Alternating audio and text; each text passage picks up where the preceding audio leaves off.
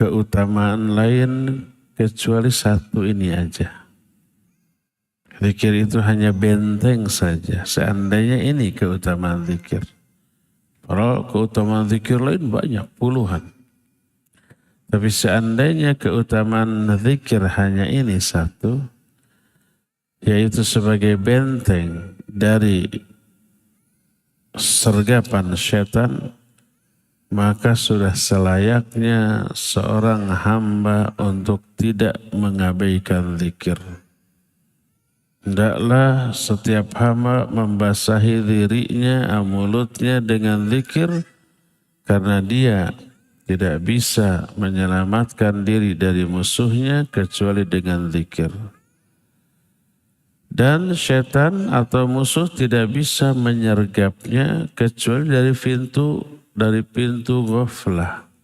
Ghaflah itu lalai, tidak berzikir.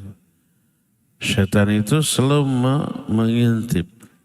Bila seorang hamba lalai, dia masuk, menyergap dan menguasainya. Itu kata Imam Ibnu Qayyim rahimahullahu ta'ala.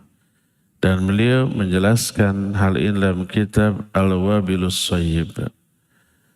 Dari sinilah kita mengetahui bahwa zikir adalah benteng. Dari apa? Pertama, dari godaan syaitan. Yang kedua, dari godaan syahwat. Baik godaan syaitan ataupun godaan syahwat, dua-duanya adalah fitnah yang akan menghancurkan dan membinasakan manusia. Apa itu zikir? Zikir itu lawannya nisyan. Nisyan itu lupa. Zikir berarti ingat. Secara bahasa begitu. Ini diterangkan oleh kamus yang berjudul Mukhtarus Sihah Susunan Imam Ar-Razi. Adapun secara istilah diterangkan oleh para ulama. Di antaranya Syekhul Islam Ibn Taimiyah dalam kitab As-Suluk ketika menerangkan zikrullah secara istilah.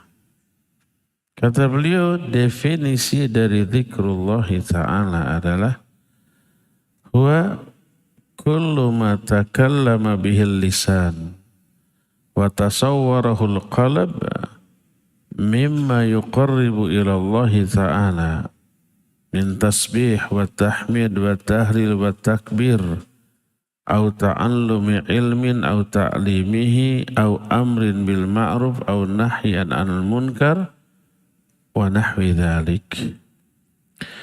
Zikrullah adalah semua yang dikatakan oleh lisan atau yang difikirkan oleh hati yang bisa mendekatkan diri kepada Allah. Jadi ucapan atau pikiran atau perbuatan yang bisa mendekatkan diri kita kepada Allah dengan cara mengingatkan kita kepada Allah berupa tasbih, tahmid, tahlil, takbir dan sejenisnya, atau belajar ilmu atau mengajarkan ilmu atau amar ma'ruf nahi munkar, itu semuanya zikir. Pokoknya ucapan, pikiran, perbuatan yang bisa mengingatkan kita kepada Allah, berakibat mendekatkan diri kita kepada Allah, maka itulah zikir. Seperti di WC, sambil duduk atau jongkok, kita ingat akhirat, ingat surga, ingat neraka, ingat azab kubur, ingat hari kiamat di padang mahsyar. Mulut terkunci diam, tapi pikirannya ingat ke sana, itu zikir. Atau kita belajar ilmu, mengajarkan ilmu, itu zikir. Atau kita menyebut nama Allah, memuji Allah, tasbih, takbir, tahmid, itu zikir. bahkan menyuruh orang berbuat ma'ruf, ayo ngaji, ayo sholat, itu zikir. Melarang dari kemungkaran, itu juga zikir. Pokoknya segala hal, ucapan, pikiran, perbuatan yang bisa mengingatkan kita kepada Allah dan mendekatkan kita kepadanya, itulah zikir. Jadi zikir tidak sebatas ucapan. Zikir tidak sebatas amalan lisan.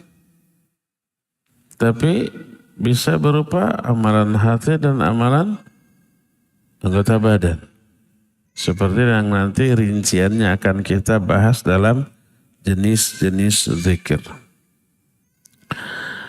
Di dalam Al-Quran, Allah memerintahkan manusia untuk berzikir dengan beragam cara. Pertama, dengan cara memerintahkan untuk berzikir. Seperti Quran surah Al-Ahzab ayat 41, ya ayyuhalladzina amanu dzkurullaha dzikran katsira. Hai orang-orang yang beriman, berzikirlah kalian kepada Allah dengan sebanyak-banyak zikir. Itu perintah. Dalam surah Al-Baqarah 152, fadhkuruni adzkurkum. Berzikirlah kalian kepadaku, aku akan mengingatmu. Dalam surah Al-Baqarah 200, فَإِذَا قَضَيْتُمْ مَنَاسِكَكُمْ فَاذْكُرُوا كَذِكْرِكُمْ آبَاءَكُمْ أَوْ أَشَدَّ ذِكْرًا. Apabila kamu selesai manasik haji, sudah selesai haji, zikirlah kalian kepada Allah. Ingatlah kalian kepada Allah seperti kalian mengingat bapak-bapak kalian atau lebih lagi daripada itu. Dan banyak lagi ayat-ayat lain yang bernada memerintahkan untuk berzikir. Bahkan di dalam momen-momen yang super genting, super sibuk. Sibuk dari segala aspek. Mulut sibuk, mata sibuk, kaki sibuk, tangan sibuk. Pokoknya sibuk, gak bisa diam. Seperti contoh dalam perang, dalam berjihad. Jihad kan semua anggota tubuh kita tidak ada yang diam. Kaki loncat, lari, nendang gitu kan. Tangan ya menyabet, menangkis, mulut berteriak, bilang ciat, macam-macam. Mata jelalatan. Di saat seluruh bagian tubuh kita sibuk, Allah perintahkan kita untuk berzikir. Di tengah perang yang berkecamuk. Sebagaimana perintah Allah, firman Allah dalam Al-Anfal 45. Ya ayyuhalladzina amanu idza laqitum fi'atan fathbutu wadhkurullaha katsira la'allakum tuflihun. Hai orang-orang yang beriman, apabila kalian bertemu dengan musuh di medan perang, sudah berhadapan-hadapan, fathbutu, tegarlah kalian. Wadhkurullaha katsiran. Dan ingatlah Allah sebanyak-banyaknya, berzikirlah kepada Allah sebanyak-banyaknya, la'allakum tuflihun, agar kalian menang. Kemenangan perang dikaitkan dengan banyak berzikir kepada Allah Azza wa Jalla. Termasuk orang yang gak bisa ngomong, gak bisa bicara. Tetap oleh Allah diperintahkan berzikir. Siapa? Nabi Zakaria. Nabi Zakaria kan berdoa kepada Allah. Sudah tua, istrinya mandul, gak punya anak. Tapi berdoanya kepada Allah gak pernah henti. Sampai datang malaikat memberitahukan bahwa Zakaria akan dapat anak. Minta, apa tandanya? Tandanya kamu tidak akan berbicara 3 hari kepada manusia. Pas mau ngomong gak bisa. kecuali dengan isyarat. Jadi nggak bisa ngomong. Walaupun dalam keadaan nggak bisa ngomong, Nabi Zakaria tetap diperintahkan berzikir. Sehingga berkata Muhammad bin Ka'ab al-Qurtubi rahimahullahu ta'ala, yang dikenal dengan sebutan Imam al-Qurtubi dalam kitab tafsir dikenal dengan tafsir al-Qurtubi. Nama tafsirnya sebenarnya Al-Jami' li Ahkamil Quran, tapi disebut dengan sebutan tafsir al-Qurtubi. Seperti tafsir Ibnu Katsir, namanya Tafsirul Quran al-Azim. Tapi dikenal dengan sebutan tafsir Ibnu Katsir. Berkata Imam Al-Qurtubi, "Lau rukhisa li ahadin fi tarki dzikr, la rukhisa li Zakaria." Yaqulu Allah azza wa jalla anhu, "Alla tukallima an-nasa thalathata ayyamin illa ramza wa dhkur rabbaka katsira wasabbih bil 'ashyi wal ibkar." Allah berfirman kepada Nabi Zakaria, ketika ditanya apa tandanya bahwa saya mau punya anak? Tandanya kamu tidak bisa berbicara kepada manusia 3 hari. Mau ngomong tuh gak bisa, gagap. Illa ramza, kecuali dengan isyarat, bahasa isyarat. Dia bicara ke kaumnya selama 3 hari. Dalam keadaan tidak bisa bicara gitu, kata Allah, "Wadhkur rabbaka katsira wasabbih bil 'ashyi wal ibkar." Berzikirlah kamu kepada Allah dengan sebanyak-banyaknya dan bertasbihlah kepada setiap pagi dan petang. Ternyata Nabi Zakaria pun tidak diberi rukhsah untuk tidak berzikir dalam keadaan bisu. Yang pertama. Kedua, wala rukhisa li rajulin yakunu fil harb. Andai ada orang yang boleh enggak berzikir, pasti yang diberi dispensasi untuk tidak berzikir adalah orang yang sedang perang. Karena kalau perang super sibuk. Tapi ketika perang pun diperintahkan. Ya ayyuhalladzina amanu idza laqitum fi'atan fathbutu wadhkurullaha katsira. Tapi ternyata Nabi Zakaria yang bisu 3 hari tetap diperintahkan zikir, yang jihad super sibuk juga tetap diperintahkan zikir, menunjukkan tak ada uzur untuk tidak berzikir. Apalagi kita bisu tidak, super sibuk tidak. Maka lebih layak bagi kita untuk banyak berzikir. Termasuk manusia yang paling dekat dengan Allah, paling banyak zikir, yaitu Nabi SAW pun diperintahkan untuk berzikir. Sudah cukup banyak zikir, masih diperintah juga. Sebagaimana firman Allah dalam Al-Quran surah Al-A'raf 205, Allah berfirman, "Wadhkur rabbaka fi nafsika tadarru'a wa khifatan wa dunal jahar minal qaul bil ghudwi wal asal wa la takum minal ghafilin." Wadhkur rabbaka, berzikirlah engkau hai Muhammad kepada Rabbmu, kepada Allah. Fi nafsika, di dalam hatimu, tadarru'a wa khifatan, dengan rendah hati dan berbisik. Zikir itu berbisik, khifah, lirih, bukan teriak-teriak pakai speaker, tapi lirih. Wa dunal jahri minal qaul, tidak mengeraskan suara.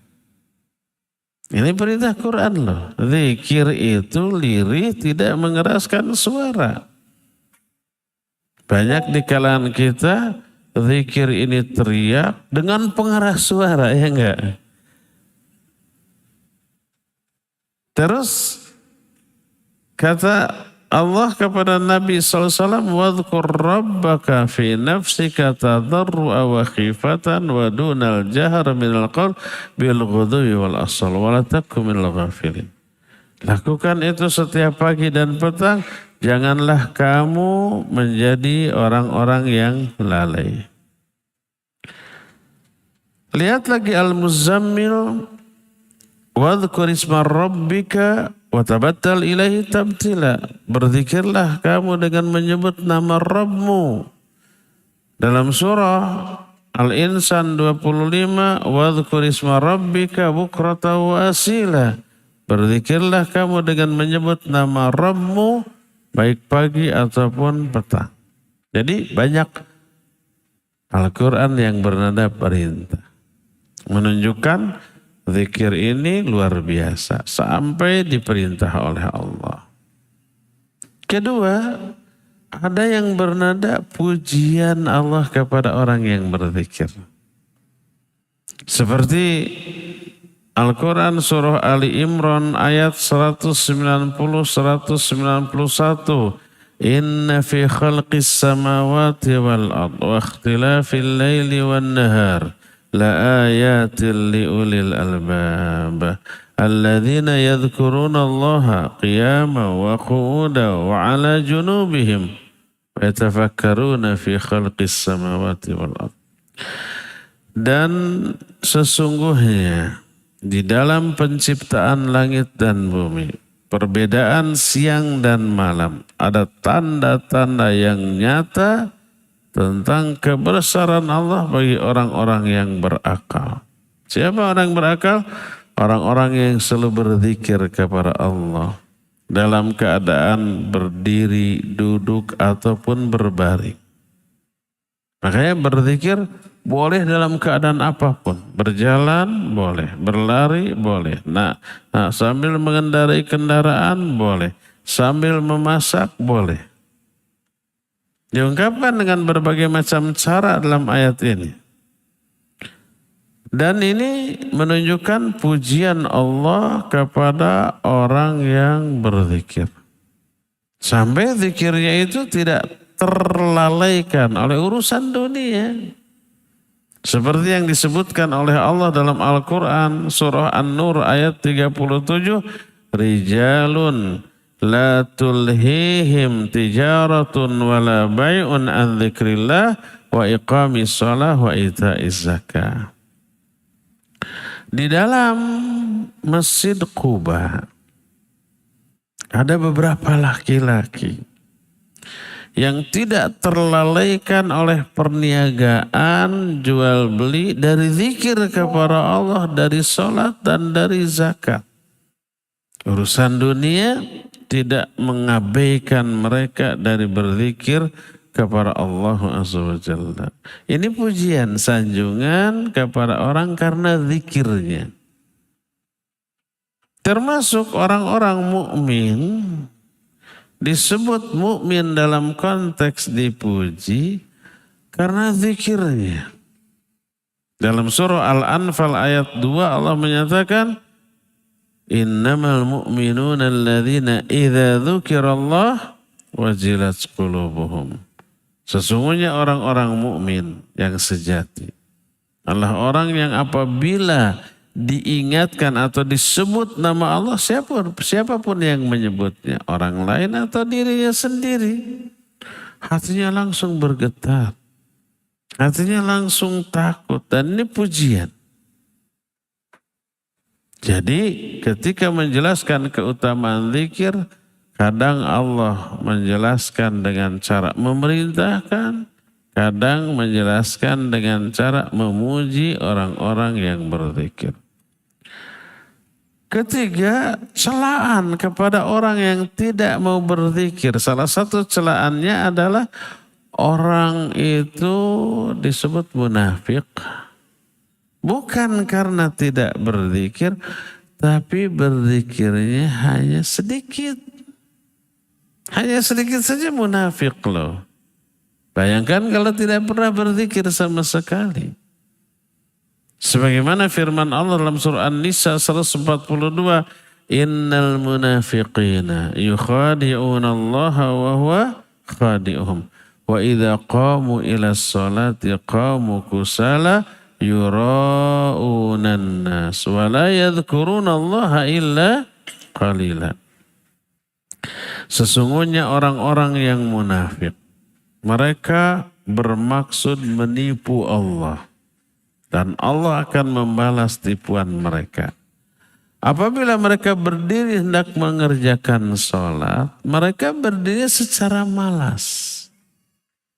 Karena ingin dilihat oleh manusia dan mereka tidak berzikir kepada Allah kecuali sedikit saja. Orang munafik ada zikir, tapi sedikit. Dan ini celaan.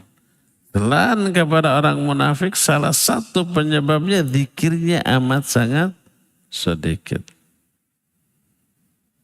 Jadi yang zikirnya sedikit dicela. Yang zikirnya banyak dipuji oleh Allah Azza wa Jalla. Itu cara ketiga. Allah menjelaskan agungnya zikir. Cara pertama dengan nada perintah. Cara kedua memuji orang-orang yang banyak berzikir. Cara ketiga mencela orang yang zikirnya hanya sedikit. Keempat, untuk menjelaskan keutamaan zikir, Allah memberi iming-iming balasan. Balasannya ada beberapa macam. Macam yang pertama double ganda tuh. Diberi pahala yang banyak, diberi ampunan yang banyak. Sebagaimana firman Allah dalam Al-Quran surah Al-Ahzab 35. وَالذَّاكِرِينَ اللَّهَ كَثِيرًا وَالذَّاكِرَاتِ أَعَدَّ لَهُمْ مَغْفِرَةً وَأَجْرًا عَظِيمًا. Dan laki-laki yang banyak-banyak berzikir kepada Allah dan juga wanita yang banyak berzikir, Allah siapkan bagi mereka ampunan yang besar dan pahala yang besar. Ampunannya besar, maknanya dosa yang digugurkan super besar oleh zikir itu. Dan pahala juga besar. Jadi zikir itu mengundang turunnya ampunan Allah. Maghfirah daripada Allah Azza wa Jalla selain pahala. Ini balasan yang pertama. Yaitu apa? Pahala dan ampunan yang sangat besar. Kedua, balasan bagi yang berzikir adalah Allah akan mengingat dia, menyebut dia, memuji dan memberikan perlindungan kepada dia. Sebagaimana firman Allah, "Fadhkuruni adzkurkum." Berzikirlah kalian kepadaku, aku juga akan berzikir kepada kalian. Makna kita berzikir kepada Allah, kita ingat dan menyebut nama Allah. Makna Allah berzikir kepada kita, nama kita disebut oleh Allah di hadapan para malaikat. Itu pertama. Yang kedua, tadi sudah diterangkan, zikrullah itu ibadah, ketaatan. Ketika kita melaksanakan perintah Allah, menjauhi larangan Allah, itu kita sedang berzikir kepada Allah. Walaupun kita nggak ngomong. Umpamanya saum. Saum kan nggak ngomong selama saum. Tapi saum itu merupakan zikrullah dengan bahasa tubuh. Kenapa kita nahan lapar, nahan haus? Dalam rangka taqarrub kepada Allah. Dalam rangka melaksanakan perintah Allah. Dalam rangka meraih ridha Allah. Itu zikir. Intinya zikir itu adalah menjaga agama Allah. Allah akan menjaga kita. Itu makna zikir Allah kepada makhluk. Sebagaimana juga diterangkan dalam salah satu hadis qudsi. Hadis ini sahih riwayat Imam Muslim. Yaqulullahu azza wa jalla. Allah berfirman. Ana inda dhanni 'abdi bi wa ana ma'ahu hina yadhkuruni. In dzakarani fi nafsi dzakartuhu fi nafsi wa in dzakarani fi mala'in dzakartuhu fi mala'ihim khairu minhu. Kata Allah, aku ini tergantung kepada prasangka hambaku kepadaku. Sikap Allah kepada hamba sangat tergantung kepada prasangka hamba kepada Allah. Allah akan menyesuaikan sikap dia dengan amalan kita. Makanya husnudzonlah kepada Allah. Kalau kita husnudzon, berbaik sangka, prasangka kita ini akan Allah berikan kepada kita. Jangan suudzon. Dan aku selalu menyertainya. Menyertainya di sini bukan secara fisik, tapi maksudnya memelihara, menjaga, melindungi, memberi hidayah dan taufik. Hina yadhkuruni, selama dia berzikir kepadaku, selama berzikir ingat kepadaku, aku akan menyertainya. Dan bila dia berzikir kepadaku dalam dirinya, aku akan berzikir kepada dia dalam diriku. Dan apabila dia berzikir mengingat aku di suatu majelis, di suatu kelompok, aku akan menyebut nama dia di kelompok yang lebih baik daripada kelompok mereka. Maksudnya kelompok para malaikat sekeliling arsy. Kita berzikir menyebut nama Allah di hadapan orang, teman-teman kita. Nama kita oleh Allah disebut di hadapan para malaikat yang ada di sekelilingnya. Jadi ini hadis qudsi riwayat Imam Muslim dengan sanad yang sahih menjelaskan makna fadhkuruni adzkurukum. Berzikirlah kamu kepadaku, aku akan berzikir kepadamu. Maknanya aku akan melindungimu, membimbingmu, menjagamu, ya, dan menyebut, memuji kamu di hadapan para malaikat yang ada di sekitarnya. Ini balasan kedua bagi orang yang berzikir. Balasan pertama tadi diberi pahala dan ampunan yang besar. Balasan keduanya dilindungi, dijaga, diberi hidayah atau bimbingan, dan dipuji, disebut namanya di hadapan para malaikat. Ketiga, orang yang berzikir dijamin oleh Allah diberi kebahagiaan dan kemenangan. Tadi orang yang sedang jihad disuruh banyak berzikir, la'allakum tuflihun. Idza laqitum fi'atan fathbutu wadhkurullaha katsiran la'allakum tuflihun. Surah Al-Anfal 45 tadi.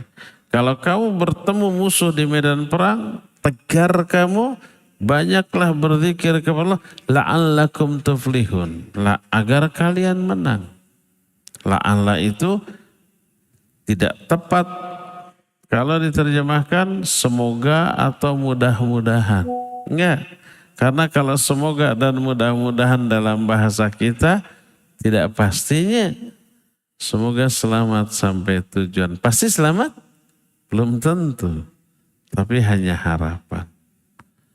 Tapi la'alla dalam Quran maknanya pasti. Itu perkataan Ibnu Abbas. Seluruh lafaz la'alla dalam Al-Quran maknanya pasti. Jadi kalau dikatakan wadhkurullaha katsiran la'allakum tuflihun, banyak-banyaklah berzikir kamu kepada Allah di tengah jihadmu, la'allakum tuflihun, maknanya pasti kamu bakal menang dalam jihadmu. Menang, bahagia. Jadi ini janji Allah Azza wa Jalla kepada orang karena zikirnya.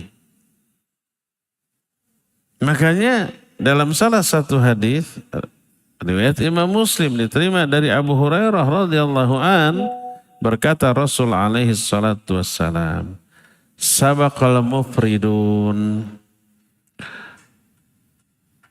Apa bahasa ke sabaq? Juara lah mufridun gitu. Sabaqo itu orang yang berlomba-lomba dalam ibadah, dalam melakukan kebaikan. Dalam surah Al-Waqi'ah, wa kuntum azwajan thalatha. Fa ashabul yamin, ma ashabul yamin. Terus wa ashabus shimal, ma ashabus terus was-sabiqunas sabiqun. Ulaikal muqarrabun fi jannatin naim. Nanti pada hari kiamat kalian terbagi kepada 3 golongan. Pertama golongan kanan. Betapa bahagianya golongan kanan. Kedua golongan kiri. Betapa menderitanya golongan kiri. Ketiga was-sabiqunas sabiqun. Orang yang berlomba-lomba. Juara tuh. Ulaikal muqarrabun, mereka lah orang-orang yang dekat dengan Allah. Fi jannatin naim, di surga yang penuh kenikmatan. Thullatum minal awwalin wa qalilum minal akhir. Jumlah mereka banyak di generasi awal. Zaman sahabat, zaman tabi'in banyak. Wa qalilum minal akhirin, tapi di generasi akhir sedikit. Di zaman kita sedikit yang kayak begini. Nah, salah satu orang yang akan berlomba-lomba menuju surga, menuju kebaikan adalah al-mufridun, sabaqal mufridun, kata Nabi SAW. Akan jadi juara tuh orang mufrid. Juara dalam kebaikan, juara dalam memburu surga. Karena diperintahkan kita berlomba menuju ampunan, menuju surga. Wasari'u ila maghfirati min rabbikum. Wasabiqu ila maghfirati min rabbikum. Satu dengan lafaz segera, satu dengan lafaz berlomba-lomba. Siapa juaranya? Mufridun. Qalu, para sahabat bertanya, wa mal mufriduna ya Rasulullah? Siapa mufridun itu wahai Rasulullah? Beliau menjawab, adz-dzakiruna Allaha katsira wadz-dzakirat. Orang-orang yang banyak-banyak berzikir kepada Allah, baik laki-laki ataupun perempuan. Itu mufridun. Itu yang akan menjadi juara di dalam meraih ampunan dan surga Allah Azza wa Jalla. Itu yang dijelaskan tadi adalah balasan atas orang yang berzikir yang balasnya tertunda nanti. Pahala nanti tertunda di akhirat. Ampunan juga begitu ya. Nah, ada yang kontannya tadi diberi perlindungan oleh Allah. Diberikan kemenangan oleh Allah Subhanahu wa ta'ala. Dan ada jenis-jenis balasan kontan lainnya ketika orang berzikir langsung diberikan oleh Allah. Apa saja di antaranya? Dalam satu hadis disebut 4 langsung. Pertama adalah naungan para malaikat. Ketika orang ngumpul berzikir, malaikat turun mengerumuni mereka. Kedua, diturunkan rahmat. Ketiga, diberikan sakinah atau ketentraman jiwa. Keempatnya, dipuji dengan menyebut namanya oleh Allah di hadapan para malaikat. Dipuji oleh Allah. Namanya disebut oleh Allah di hadapan para malaikat. Dan disebutnya dalam konteks kebaikan, bukan keburukan. Kalau nama kita disebut oleh Allah tapi dalam konteks keburukan, umpama diancam dengan neraka, jangan bangga. Aduh, nama saya disebut oleh Allah. Tapi disebut sebagai calon penghuni neraka. Na'udzubillah. Abu Lahab juga disebutnya. Tabbat yada Abi Lahabiu wa tab. Disebut tuh. Apa Abu Lahab bangga? Nama saya disebut dalam Quran abadi itu sampai hari kiamat. Bangga enggak dia? Ya enggak, malu. Wiwirang di kolong catang. Kenapa? Disebutnya itu dalam konteks keburukan. Celaka. Si Fir'aun disebut enggak oleh Allah dalam Al-Quran? Iya disebut. Dan di beberapa ayat, puluhan ayat yang menyebut Fir'aun. Tapi dalam konteks celaan. Bangga gak si Fir'aun? Hanya karena itu abadi dalam Al-Quran? Ya enggak, malu lah. Ya. Tapi kalau disebutnya nama kita dalam konteks kebaikan, itu bangga. Sebuah hadis diriwayatkan oleh Imam Muslim dalam kitab Sahih Muslim dari Abu Hurairah dan dari Abu Sa'id Al-Khudri radhiyallahu anhuma. Berkata Rasul sallallahu alaihi wasallam, la yaqudu qaumun yadhkuruna Allah azza wa jalla illa hafatsumul malaika wa ghasyiyatuhumur rahmah wa nuzilat alaihimus sakinah wa dzakarahumullahu fi man indah. Tidaklah satu kaum duduk di suatu tempat untuk berzikir kepada Allah azza wa jalla kecuali para malaikat akan mengerumuni mereka. Akan dicurahkan rahmat kepada mereka, akan diturunkan ketentraman jiwa kepada mereka, dan Allah akan menyebut-nyebut nama mereka di hadapan para malaikat yang ada di sekelilingnya. Dalam Sahih Muslim dari Abu Sa'id Al-Khudri radhiyallahu an, dia berkata, kharaja Muawiyatu ala halaqatin fil masjid. Suatu saat Muawiyah waktu itu menjadi khalifah. Jadi zaman Khulafaur Rasyidin sudah berlalu. Abu Bakar, Umar, Utsman, Ali sudah meninggal, sudah wafat. Apalagi Nabi SAW. Tapi berapa sahabat masih ada, di antaranya Abu Sa'id Al-Khudri. Muawiyah keluar menemui satu halaqah di masjid. Lalu bertanya, ma ajlasakum, apa yang membuat kalian duduk-duduk di masjid? Qalu, mereka menjawab, jalasna nadhkurullah, kami duduk untuk berzikir kepada Allah, karena Allah. Kalau duduk berzikir bukan karena dunia. Kalau zaman itu mah ketika duduk berzikir tidak ada cemilan, kopi, koaci, nggak ada. Kosong dari hal itu. Mereka berzikir murni karena Allah. Kata Muawiyah, Allah ma ajlasakum illa dzak. Betulkah karena Allah? Untuk berzikir kepada Allah, tidak ada yang membuat kalian duduk di sini kecuali karena itu? Maka mereka menjawab, wallahi ma ajlasana illa dzak. Demi Allah, tidak ada yang membuat kami duduk di sini kecuali itu.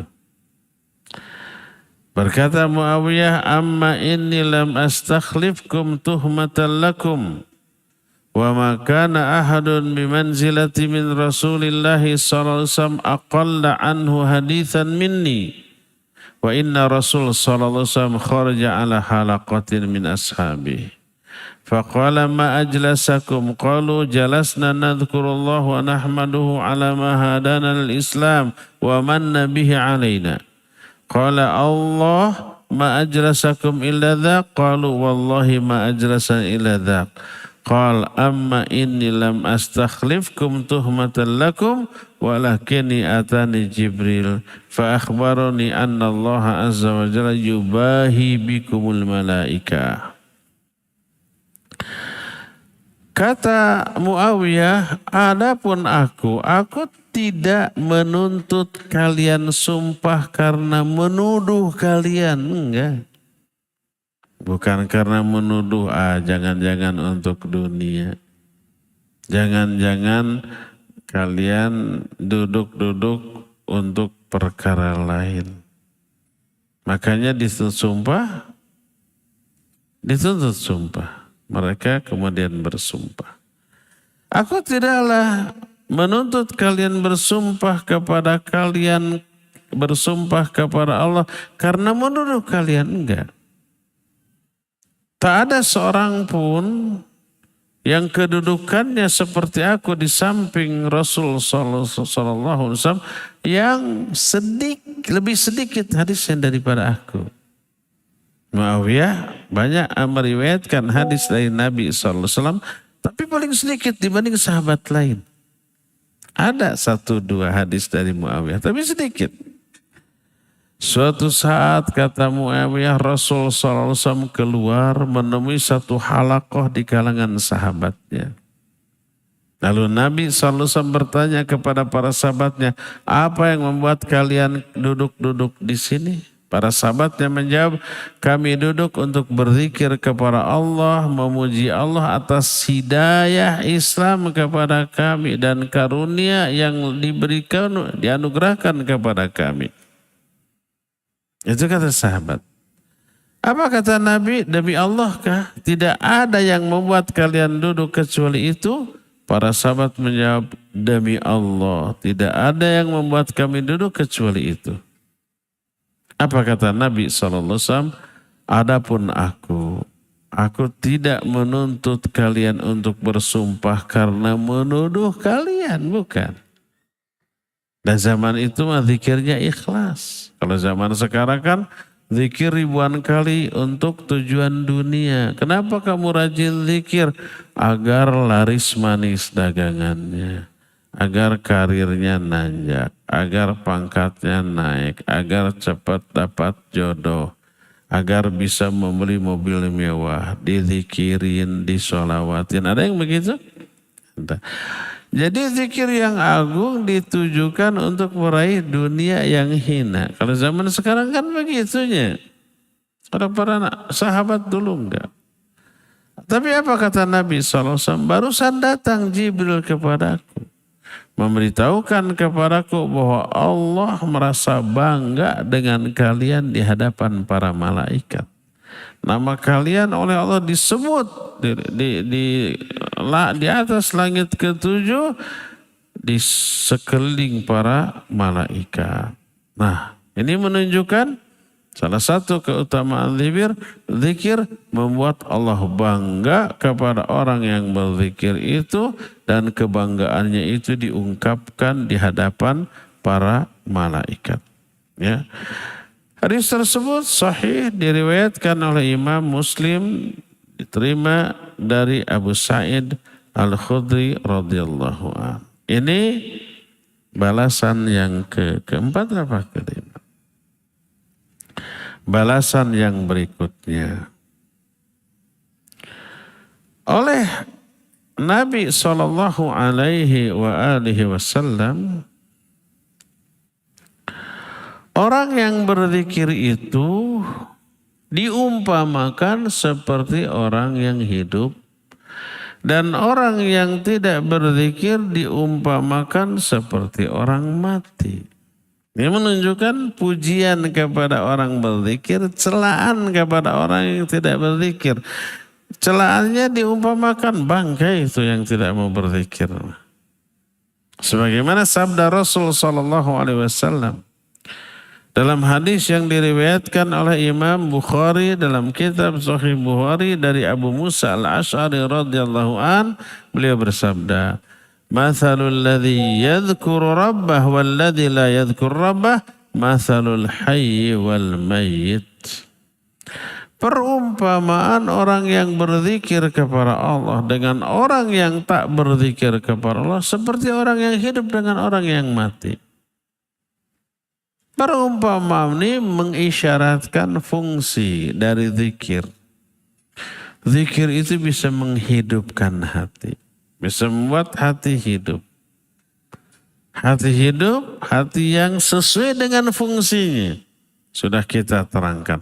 Masing-masing anggota organ tubuh kita diciptakan oleh Allah dengan fungsi masing-masing yang berbeda dengan fungsi organ yang lain. Mata untuk melihat, telinga untuk mendengar, lidah dan bibir untuk berbicara, tangan kulit untuk menyentuh gitu kan, kaki untuk berjalan dan seterusnya.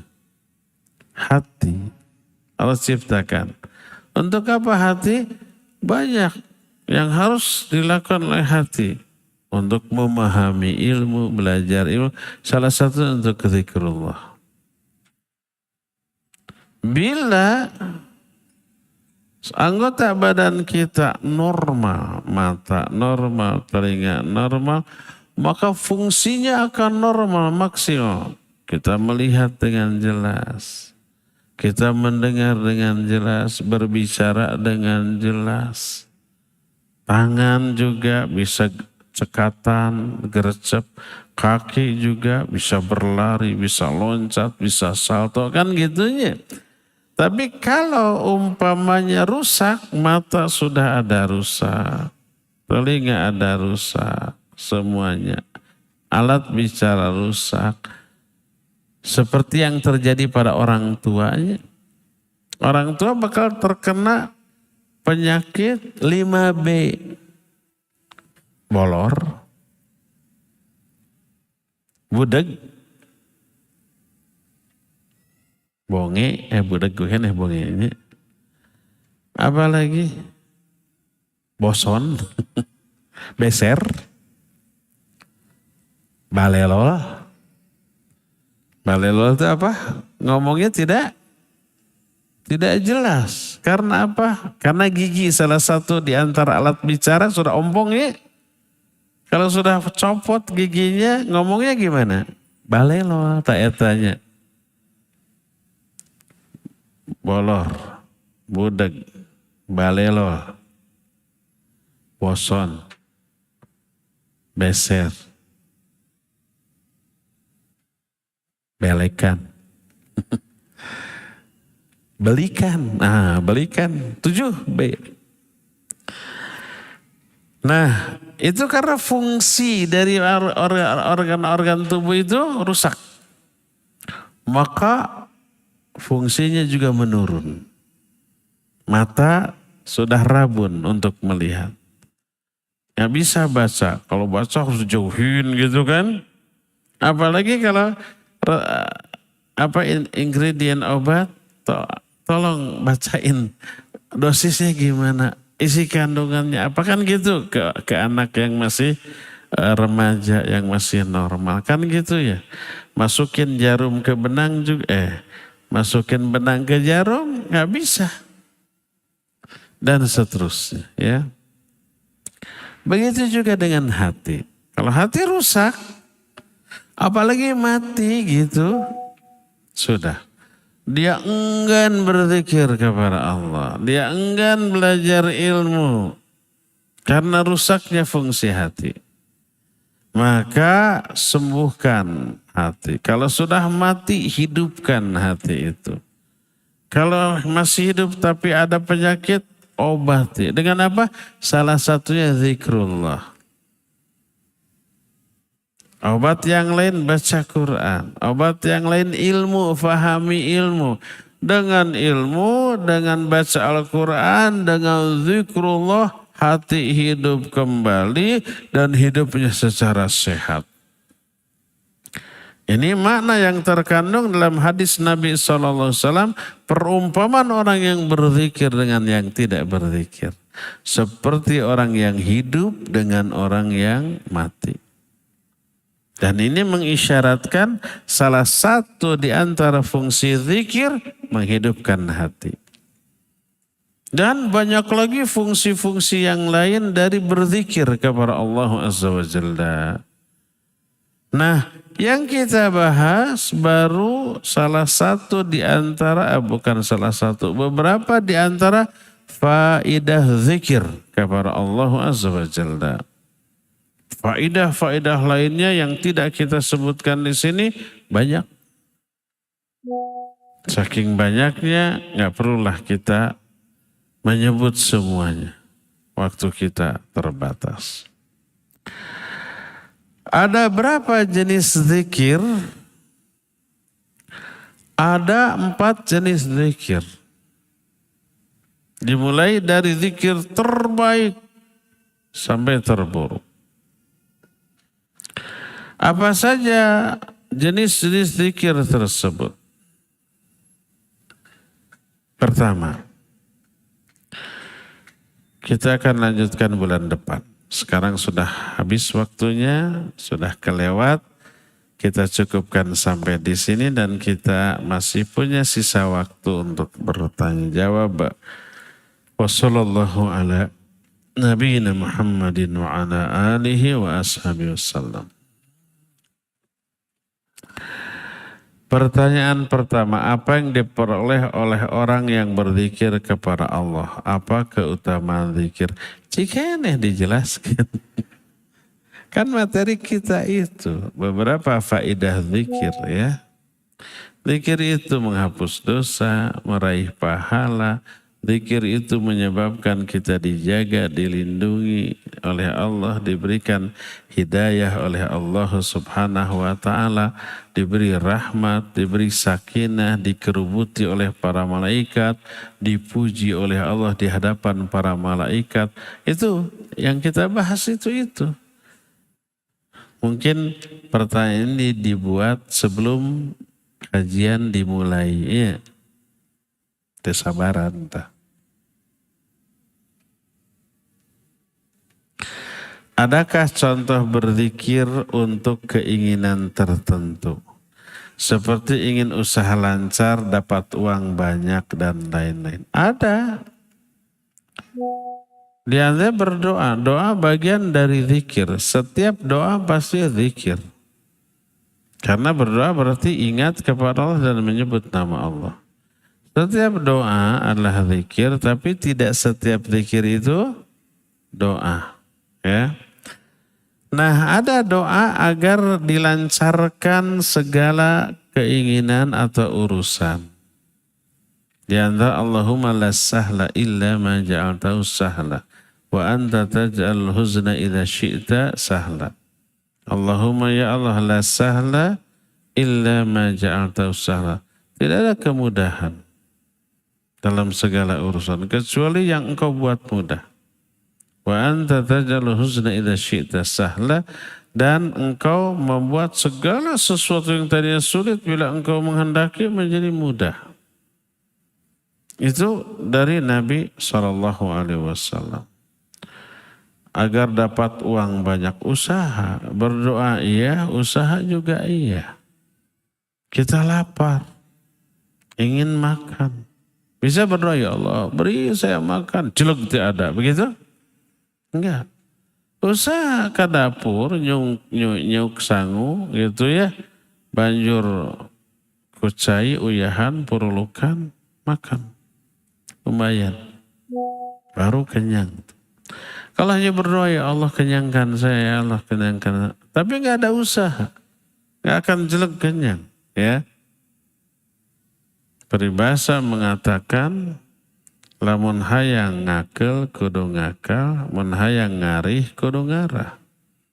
Moal ngarih mun teu ngarah, moal ngakel mun teu ngakal, gitu ya. Hanya orang Sunda yang paham.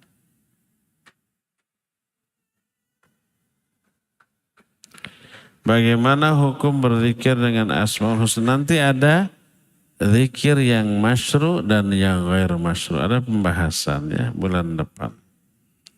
Apa zikir yang disyariatkan dan apa yang tidak disyariatkan. Ini mah curhat surat. Assalamualaikum. Waalaikumsalam. Ustaz, ibu anak sudah kenal sunnah. Tapi saat di rumah, anak ada ipar dan saudara-saudara kumpul. Dan banyak lelaki ajnabi. Ajnabi itu yang bukan mahram. Ibu anak kesal karena anak masih menggunakan niqab anak. Katanya anak berlebihan. Seharusnya anak tidak seperti itu. Karena dilahirkan dari ibu anak yang bukan seperti itu. Anak disebut fanatik. Bagus daripada munafik. Lawan fanatik adalah munafik. Radikal. Radikal itu artinya mendasar. didasarkan kepada Quran Sunnah ya bagus. Jaim daripada urakan ya. Hanya karena menggunakan niqab di rumah saat ada suami, adik, anak, kakak ipar. Atau ketika kumpul keluarga yang ada laki ajnabi. Mohon doa dan nasihat Ustadz agar ibu Ana tidak mengap anak berlebihan. Ana harus seperti apa? Karena saat ada laki ajnabi di rumah, Ana lepas. Karena saat tidak ada lelaki, anak lepas niqab. Itu sudah bagus, sudah benar. Tinggal berikan pengertian kepada ibu. Ipar bukan mahram. Lelaki ajnabi itu bukan mahram. Saya tidak boleh memperlihatkan aurat. Kalau saya buka niqab, saya cantik gitu. Nanti ipar kepincut sama saya gimana? Rusak rumah tangganya nanti ya. Menimbulkan fitnah. Semoga ibunya ada di sini atau mendengarkan di rumah. Bu, yang ditanyakan oleh akhwat ini, apa yang dilakukan oleh anak ibu itu benar. Menutup wajah yang bisa menjadi sumber fitnah di hadapan ipar atau saudara-saudara lain yang walaupun ada hubungan kekerabatan tapi bukan mahram. Seperti siapa? Seperti sepupu. Saudara sepupu itu, tapi bukan mahram, ya. Tutup, ya tutup. Ya. Nanti insya Allah ibu akan paham dan kita karena di sini permintaannya mohon doa agar ibu diberi hidayah. Semoga ibu ini diberi hidayah dan memaklumi, memahami kondisi anaknya ya. Bila perlu ibunya bilang ke anaknya yang sudah berumah tangga, kalian sudah berumah tangga ngontrak aja bisa. Belajar mandiri. Sampai kapan kalian akan terus nebeng ke orang tua? Oh sampai punya rumah sendiri, ngontrak dulu, kos dulu, nanti baru mikir loh. Kalau terus nempel dengan orang tua, tidak akan punya piring-piring acan. Sudah ada tuh tersedia. Tapi begitu kita kos mikir perlu piring untuk makan. Awalnya beri dua piring, satu untuk dia, satu untuk suaminya. Gelas gitu, begitu sendok. Oh butuh kompor, boleh dicicil satu-satu. Kalau nggak gitu nggak mikir dia ya. Yang berumah tangga belajarlah. Jangan khawatir kesulitan. Kesulitan pasti ada tapi Allah beri kemudahan. Dengan cara itu kita akan mikir sendiri, dewasa sendiri, berkembang sendiri dan nanti akan termotivasi berusaha. Kalau nebeng terus ke orang tua, udah enak-enak. Sampai kapan? Nanti punya anak banyak, mau menebeng terus ke orang tua. Anaknya beranak lagi, bercucu. Rumahnya nggak begitu gede, apa nggak mikir tuh ya? Suruh anak-anak yang sudah menikah misah. Walaupun hanya ngekos sekamar ya. Insya Allah orang seperti akan mandiri bertanggung jawab.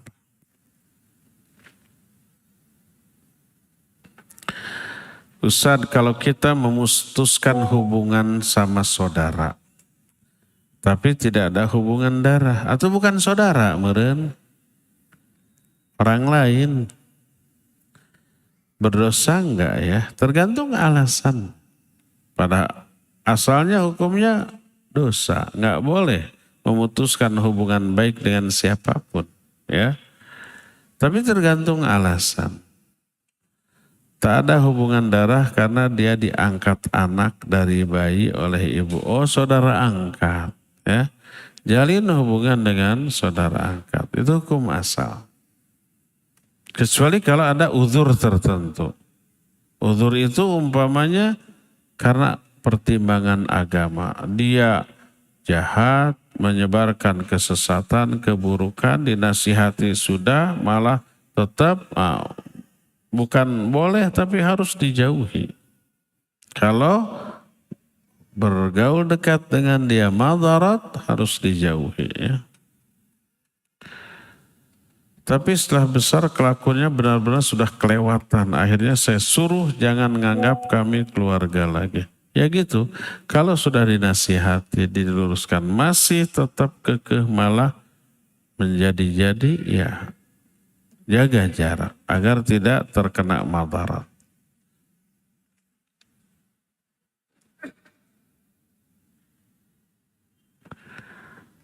Ahwat pergi ibadah umroh, tapi dari datang sampai pulang dalam keadaan haid. Apakah umrohnya dapat pahala? Berapa hari itu haidnya? Kan seminggu umroh dengan perjalanan minimal biasanya 9 hari. Anggap saja ahwat ini nggak normal siklus haidnya, bisa 15 hari. Jadi pas berangkat haid, kesananya dengan perjalanan 9 hari, sampai pulang masih haid. Apa yang harus dilakukan? Baik, ini banyak terjadi ya. Kalau ke Madinah dulu nih, biasa di Madinah 3 hari. Hari keempat baru umroh ke Mekah. Wanita haid harus ihram bersama-sama jamaah lain. Dia mandi besar, itu mandi besar sunnah aja ya. 3 atau 4 sunnah sebelum ihram. Ya, yang pertama bersih-bersih dulu, mandi besar. Ini sunnah tidak wajib. Minimal wudhu ya. Kedua, kalau laki-laki memakai parfum, tapi nggak boleh ke kain ihram, tapi harus ke badan ya. Ketiga, kalau ada kuku panjang, jenggot, kumis panjang, gunting dulu.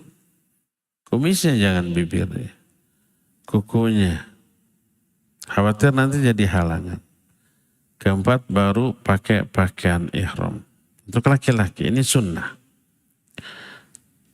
Adapun wanita tidak boleh pakai parfum dan pakaiannya bukan pakaian ihram seperti laki-laki, bebas asal menutup aurat.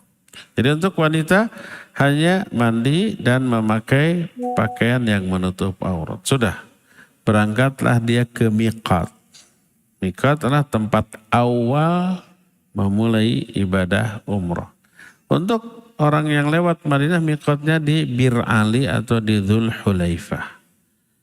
Datang ke sana ada masjid, sholat 2 rakaat. Ini fungsinya wudhu tadi. Kalau batal ya wudhu lagi di sana. Setelah sholat 2 rakaat dia memulai niat melakukan umrah. Niatnya harus di miqat itu. Tidak boleh dari Masjid Nabawi. Niatnya harus di miqat. Ketika niat berarti dia sudah ihram. Jadi secara bahasa ihram pengharaman, secara istilah adalah niat memulai ibadah umroh yang dilakukan di miqat. Kalau orang Madinah miqatnya Bir Ali. Kalau orang Mekah miqatnya sekitar Mekah, ada Tan'im, ada Ja'ranah, ada Hudaybiyah, ada Arafah, macam-macam tergantung. Kalau ada orang Madinah di sana ya. Nah, jadi dengan niat dia sudah ihram. Kenapa niat disebut ihram? Niat itu mengharamkan beberapa hal yang tadinya halal. Tadinya halal pakai parfum untuk laki-laki, sekarang haram. Tadinya halal menggunting kuku, menggunting rambut, sekarang haram. Tadinya untuk laki-laki halal memakai pakaian apapun, sekarang haram kecuali 2 hal tadi. Tadinya halal melakukan hubungan suami istri, sekarang haram. Begitulah. Wanita yang haid ikut ihram di sana.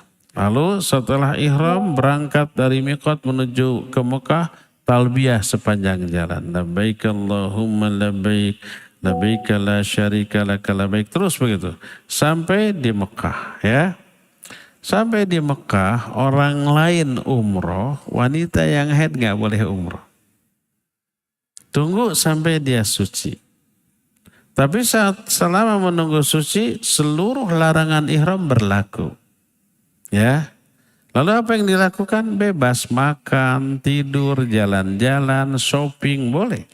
Tapi jangan dulu ke masjid untuk umroh, untuk sholat nggak boleh karena dia haid.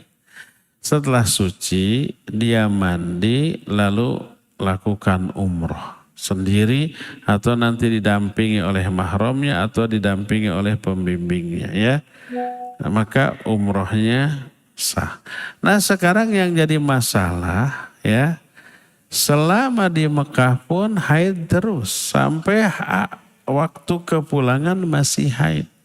Apa yang harus dilakukan? Si wanita ini harus menunda pelaksanaan umroh sampai di hari terakhir keberadaan dia di Mekah.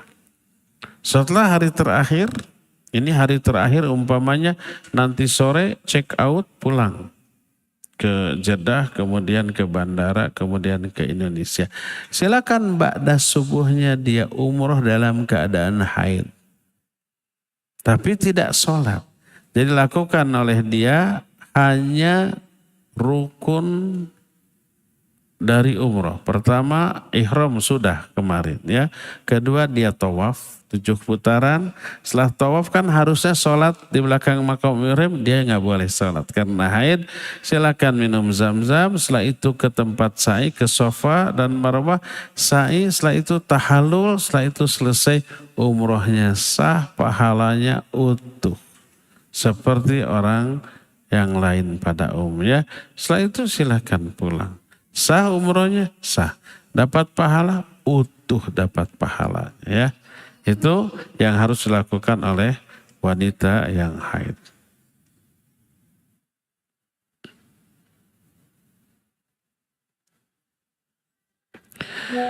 Bagaimana hukumnya tentang amalan membaca Al-Waqiah setiap pagi dan Quran Yasin setiap malam untuk mendatangkan rezeki? Apa ada tuntunan? Pertama, baca surat apapun, baik rutin ataupun tidak, hukum asalnya tetap ibadah sama dengan ibadah membaca Al-Quran. Quran surat manapun, ayat manapun, ya, mau rutin mau tidak. Namun pertama, kalau dirutinkan itu ada keyakinan tertentu yang tidak diterangkan oleh Nabi SAW. Siapa yang baca ini rutin bakal begini. Nah keyakinan ini yang tidak boleh. Dari mana kita mengetahui orang yang baca surat ini bakal begini. Padahal Nabi tidak menjelaskannya. Dari mana kita tahu? Kenapa kita berani menetapkannya? Udah baca Quran sebagai ibadah yang agung kepada Allah gitu ya. Nah yang jadi masalah meyakini perkara yang oleh Allah dan oleh Nabi-Nya tidak diterangkan. Seperti membaca surah ini rutin dengan keyakinan tadi nggak boleh. Itu yang pertama. Kedua niat. Tadi disebutkan dengan niat supaya mendatangkan rezeki. Jadi membaca Al-Quran dengan niat dapat rezeki. Sayang.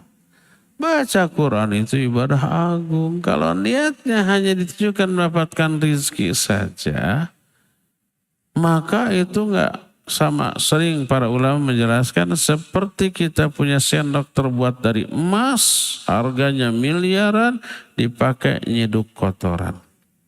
Betapa berharganya sendok dan betapa hinanya kotoran yang diambil oleh sendok. Ibadah agung seperti zikir, baca Quran diniatkan untuk dunia. Dunia itu oleh Nabi SAW diumpamakan kotoran manusia, diumpamakan bangkai binatang, hina gitu ya. Sedangkan ibadah agung. Zikir agung, sholawat agung. Masa sesuatu yang agung dipakai alat untuk meraih sesuatu yang hina? Ya, jangan. Kalau berdoa minta dunia boleh. Ya Allah beri saya rezeki boleh. Tapi menjadikan zikir, sholawat sebagai alat meraih dunia jangan. Diniatkan untuk itu jangan. Ya Allah saya bersalat 10 kali semoga dengan sholawat ini saya dapat mobil 1 miliar. Nggak boleh. Karena itu mengamalkan amal akhirat dengan niat memperoleh dunia. Nggak boleh ya. Sudah niatkan untuk meraih ridho Allah, pahala dari Allah, rahmat dari Allah Azza wa Jalla. Adapun untuk meraih dunia lakukan dua hal. Pertama ikhtiar, yang kedua berdoa. Ya Allah lancarkan usaha saya. Ya Allah mudahkan usaha saya. Ya Allah mudahkan rezeki saya dengan usaha ini. Boleh, lu usaha, ya, lakukan itu. Bolehkah sapi betina dijadikan hewan kurban? Boleh. Apakah boleh kita berkurban tapi tidak menyaksikan langsung? Boleh. Tapi yang utama kita sembelih sendiri. Kalau nggak mampu silakan diwakilkan kepada yang lain. Boleh menyaksikan, boleh tidak. Kalau menyaksikan umpamanya takut darah, boleh tidak menyaksikan, ya. Ya apa-apa. Apa yang dimaksud anak yang tidak akikah tergade? Ya ini hadis Nabi SAW. Kullu gulamin rohinatun bi aqiqatihi. Setiap bayi yang lahir tergadai dengan akikah. Tudhbahu lisabihi. Akikah ini disembelih di hari ketujuhnya. Itu hadis sahih riwayat Imam Muslim. Yang dimaksud akikah adalah menyembelih kambing karena kelahiran anak. Satu kambing untuk wanita, dua kambing untuk laki-laki. Kalau mampu lakukan. Kalau mampu tidak dilakukan masih tergade. Makna tergade diterangkan oleh Imam An-Nawawi dalam kitab Syarah Sahih Muslim. Maka amal soleh yang dilakukan oleh anaknya tidak sampai ke orang tuanya karena belum diakikahi. Itu maknanya. Makna dari tergade. Orang tua ini gak dapat pahala dari amalan anaknya. Kecuali kalau memang karena ketidakmampuan atau ketidaktahuan. Jadi waktu anak lahir dia gak punya kambing. Gak punya uang untuk beli kambing. Maka bebas. La yukallifullahu nafsan illa usaha. Ini kena kalau ada orang punya anak mampu akikah tapi sengaja tidak akikah karena sayang. Bukan sayang ke anak tapi sayang ke uangnya. Akikah berapa sekarang? 3 juta berapa? Mending dibelikan HP. Beli HP umpah yang 15 juta. Mampu beli kambing? Enggak. Nah ini terkena, ya. Adapun orang yang tidak mengakikahkan anaknya karena ketidakmampuan atau ketidaktahuan, maka insya Allah tidak terkena hadis ini. Wallahu a'lam. Bolehkah orang tua dari anak itu makan akikah? Boleh, harus. Kata Nabi SAW, kulu waddakhiru watasaddaqu. Makan kamu dari daging ini, simpan sebagian, sedekahkan sebagian. Ini berlaku bagi yang kurban, bagi yang akikah, sunnahnya ikut memakan daging tersebut. Surat apa yang dibaca untuk syukuran akikah? Enggak ada bacaan-bacaan. Akikah itu menyembelih kambing karena kelahiran anak. Enggak ada upacara ritual lain, ya. Jadi kalau orang menyembelih di hari ke-7 dari kelahiran berarti sudah akikah tanpa ada ritual lain. Terakhir, bolehkah mencari arti mimpi pada buku atau Google? Jangan. Banyak yang sesat nanti, ya. Pertama, Nabi SAW ketika mimpi kita tidak memerintahkan mencari takwil mimpinya. Beliau hanya memberi adab-adab ketika mimpi. Kalau mimpinya mimpi baik, berhamdalahlah, pujilah Allah atas mimpi itu, dan berdoa semoga Allah memberi kebaikan dari mimpi baik tersebut. Udah itu. Enggak mengatakan cari takwilnya oleh kalian, tidak. Adapun kalau mimpinya mimpi buruk, mimpi dikejar-kejar orang gila, terus susah, larinya teriak. Akhirnya naik ke atas pohon. Di atas pohon ada ular. Pokoknya mimpinya buruk, ya. Maka terus terbangun. Apa yang harus kita lakukan? Pertama, ta'awudz kepada Allah. A'udzubillahi minasyaitonir rajim. Itu dari syaitan. Yang kedua, balikan bantahan. Kemudian yang ketiga, posisi tidurnya diganti. Kalau tadi tengkurap atau nangkarak terlentang menjadi nyangigir, miring atau gimana saja ya. Dan jangan diceritakan mimpi buruknya kepada siapapun. Maka Allah Azza wa Jalla tidak akan menimpakan madarat kepada orang itu atas mimpi buruknya. Kalau mimpi baik boleh diceritakan, tapi tidak ditambah-tambah. Biar seru ditambah. Enggak boleh. Itu sedusta-dusta ucapan adalah orang yang ngaku mimpi tertentu padahal tidak bermimpi demikian. Ya. Jadi baik mimpi baik ataupun mimpi buruk tidak diperintahkan untuk mencari takwilnya. Ya. Boleh enggak bertanya? Kalau boleh sih boleh. Karena ada enggak orang yang ahli takwil mimpi? Ada. Ya. Ibnu Sirin dikenal sebagai ahli takwil mimpi. Ya. Tapi tidak semua ulama ahli takwil mimpi. Tapi takwil mimpi, ahli takwil mimpi adalah ulama. Imam Bukhari kalau beliau bermimpi bagus gitu, baik, beliau ulama. Beliau mendatangi ulama temannya yang ahli ta'wil mimpi, kemudian diceritakan dan meminta ta'wilnya. Kalau boleh, boleh, tapi ke ahlinya. Adapun Google, pertama Google bukan orang. Kedua, bukan ulama. Kalau orang, kalau kan Google itu hanya menghimpun pendapat-pendapat dari banyak orang kan.